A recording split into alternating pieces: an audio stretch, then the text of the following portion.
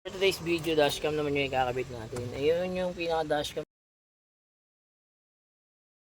natin, nakakabit na. Tapos ito yung linya naman nung reverse camera niya. Ito, ayan.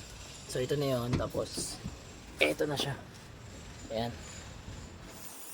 Ayan. Tapos mamaya pakita ko sa inyo yung kalalabasan ng ating dashcam.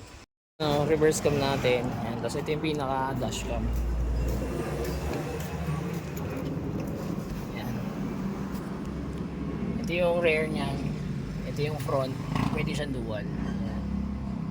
Tapos meron na ring reverse guide yan. Ayan.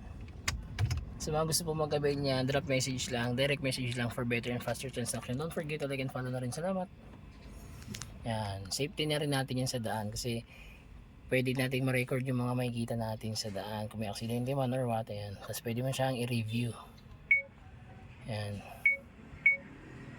Ito yung mga settings kung paano mo siya babaguhin. Ayan. Gusto mo siya ma-review. Ayan. Review na siya. Ayan. Alright.